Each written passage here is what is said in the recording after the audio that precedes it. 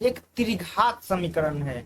और सबसे बड़ा परेशानी यही होता है कि त्रिघात समीकरण को हल कैसे करें।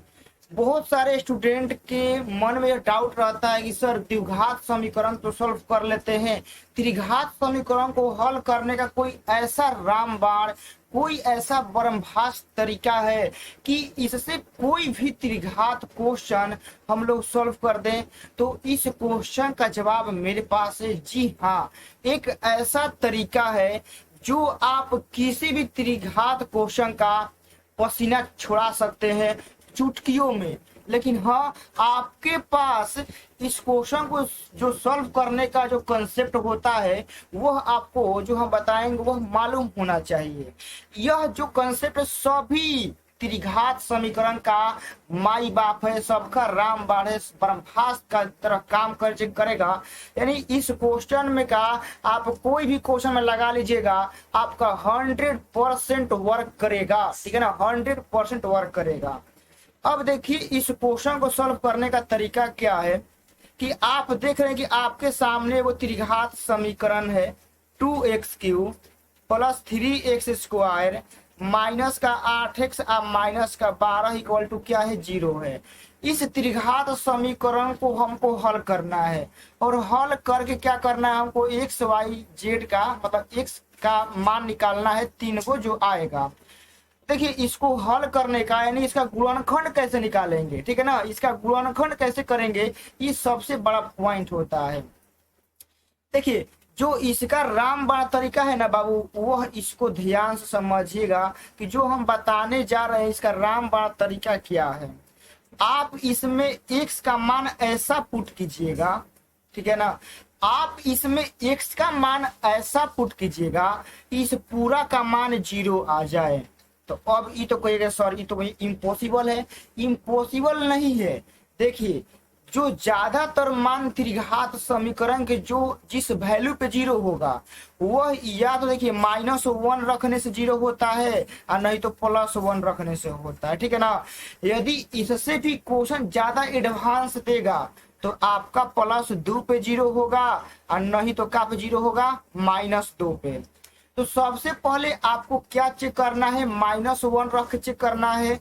फिर उसके बाद नहीं होता है तो +1 रख के चेक करना है इसमें x के जगह पे। यदि इस पे नहीं होता है ना तो 2 पे रखना है और नहीं तो -2 पे। और इससे ज्यादा एडवांस होगा ना तो +3 पे, इधर से आप -3 ले लीजिएगा। इससे ज्यादा एडवांस नहीं बनता है, ठीक है। तो पूरा कहने का मतलब है हमारा कि आप जो x का मान पुट करेंगे इधर से -3 -2 -1, इधर से आप +1 लेंगे, इधर से +2 लेंगे, इधर से +3 लेंगे। मतलब आप इसमें x का मान इस पे जांच करेंगे कि आखिर किस पे 0 आ रहा है। जो इसका पूरा मान 0 होगा ना, जो इसका पूरा मान 0 होगा वह आपका x बराबर 2 पर होगा, ठीक है ना। कितना होगा, x बराबर 2 पर होगा। कैसे यहाँ रखते हैं देखिए, आपके सामने हम यहाँ रखेंगे। देखिए क्या होगा जरा समझिए, यहाँ होगा 2 गुना 2 का यहाँ क्यू और +3 गुना यहाँ 2 का स्क्वायर -8 गुना 2 और माइनस का 12 होगा ना। देखिए 2 का क्यू 8, 8 दूनी कितना हो जाएगा 16 और +2 दूनी 4 और 4 यानी 12। यह कितना हो जाएगा 8 दूनी -16 होगा लेकिन चिन्ह है माइनस का तो 12 हो जाएगा। यह आपका हो गया प्लस का 28, ये आपका हो गया माइनस का 28। पूरा कट छट के क्या आ गया, 0 आ गया। तो अब कहेगा सर ये तो बात सही है कि हम ये तो पता कर लेंगे कि हाँ किस पे 0 आएगा। तो इतना पता कर लीजिएगा ना तो सारा क्वेश्चन का कहानी खत्म हो गया। देखिए x बराबर 2 पे 0 आया है ना, आप ही लोग बोलिएगा x बराबर 2 पे 0 आया है तो कहे हाँ सर x बराबर 2 पे तो आया है। हमारा जो x बराबर 2 पे क्या आया है, 0 आया है। हम इस 2 को अब इधर लाएंगे तो क्या होगा, x - 2 बराबर क्या होगा, 0 होगा, होगा ना। तो जो अब हमारा ये वाला फॉर्मेट बन गया है x - 2 बराबर 0, तो अब हम क्या करेंगे, इस x - 2 से क्या करेंगे, इसमें हम डिवाइड करेंगे।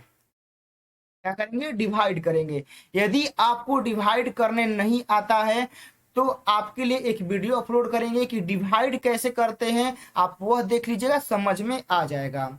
तो अब हम देखिए बाबू, हम यहाँ क्या करेंगे कि हम यहाँ x-2 लिखेंगे, ऐसे से इस पूरा इक्वेशन में क्या करेंगे, डिवाइड करेंगे।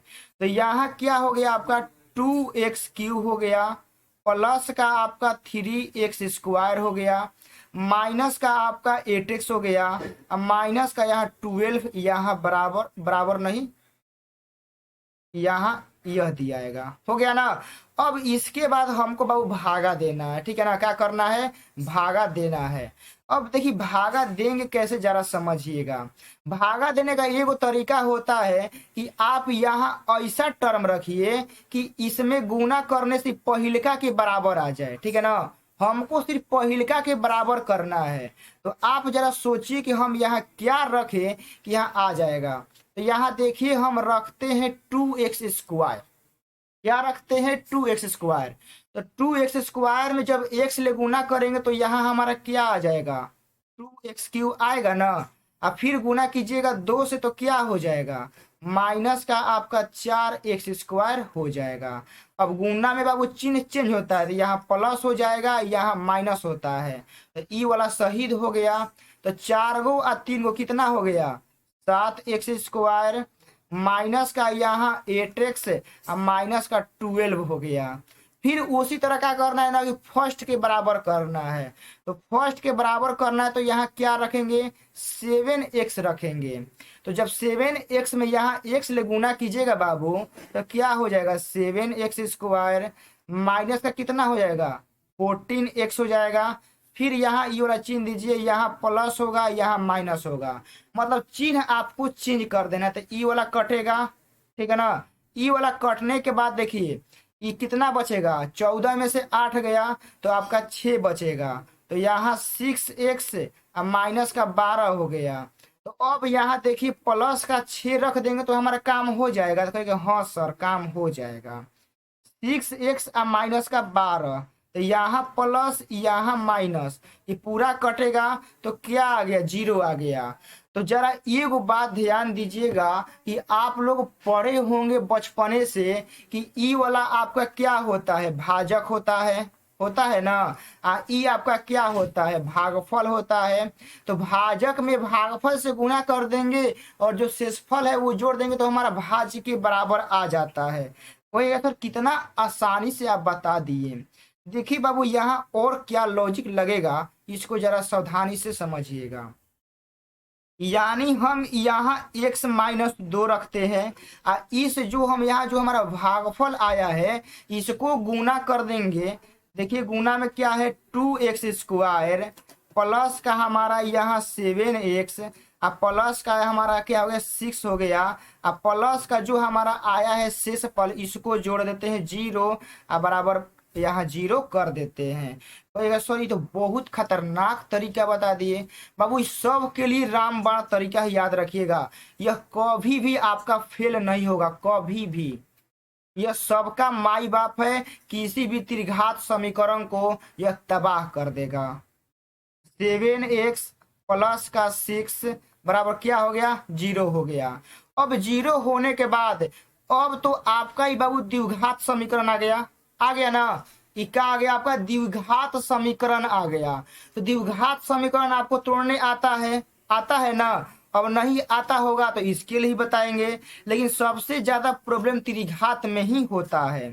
तो हम यहाँ x-2 लिखते हैं और इसके बाद देखिए इस द्विघात को कैसे तोड़ते हैं। 6 दूनी कितना हो जाएगा, 12। तो 12 को आप लोग फैक्टर यहाँ निकालिए, 2 से 6 बार में जाएगा और 2 से कितना जाएगा, 2 से 3 बार में जाएगा, मतलब 4 और 3। तो हम यहाँ कर देंगे 2x² प्लस का 4x प्लस का 3x और प्लस का 6 बराबर हम यहाँ 0 लिख सकते हैं। कहेंगे जी सर बिल्कुल लिख सकते हैं। यहाँ x-2 होगा। और अब देखिए इसको हम तोड़ने का क्रियाक्रम चालू करते हैं। हम इसमें से 2x कॉमन लेते हैं, इसमें से इसमें से। तो यहाँ क्या बचेगा, x बचेगा, इसमें आपका 2 बचेगा। इसमें से हम 3 कॉमन लेते हैं तो क्या बचेगा, x प्लस 2 होगा ना। तो अब देखिएगा बाबू मेरे कि द्विघात समीकरण का एगो प्रॉपर्टीज होता है तोड़ने का कि यदि ई वाला आपका सेम हो जाता है तो गुणनखंड आपका क्या है, सही है। तो यहाँ क्या होगा, x-2 होगा, फिर क्या होगा x+2 हो गया, फिर क्या होगा आपका 2x+3 बराबर क्या आ गया, 0 आ गया। तो देख रहे हैं ना कितना आसानी से हमने आपको फैक्टर निकालना बता दिया कि आप किसी भी त्रिघात समीकरण को आप तोड़ सकते हैं, गुणनखंड निकाल सकते हैं, आप उसके x का मान निकाल सकते हैं, मूल्य निकाल सकते हैं कि हाँ कितना होगा। तो यहाँ से एगो x का मान कितना आएगा जी, 2 आएगा, ठीक है। एगो x का मान कितना आएगा आपका, -2 आएगा। एगो बाबू जो आपका यहाँ से x का मान आएगा वह कितना आएगा, -3/2 आएगा। तो यही बाबू आपका हो गया आंसर। तो कमेंट बॉक्स में बताना नहीं भूलिएगा कि यह आपको ट्रिक कैसा लगा, यह आपका कंसेप्ट कैसा लगा, क्योंकि बाबू यह जो हमने तरीका बताया है यह आपका एकदम एक्यूरेट सभी क्वेश्चन के लिए लागू होता है। यह नहीं है कि हम एक क्वेश्चन सेट करके लाए हैं उसके लिए लागू होगा, यह आपका प्रत्येक क्वेश्चन के लिए लागू होता है। आप किसी भी त्रिघात समीकरण का सर्वनाश कर सकते हैं। तो कमेंट बॉक्स में बताइएगा कि हाँ यह आपको समझ में आया कि नहीं आया, कि इससे रिगार्डिंग और भी कोई आपके मन में सवाल है, डाउट है, सारा का सारा बताइएगा। हम आपके कमेंट का इंतजार करेंगे। मिलते हैं किसी और एक बेहतरीन सीरीज में। जय हिंद, जय भारत।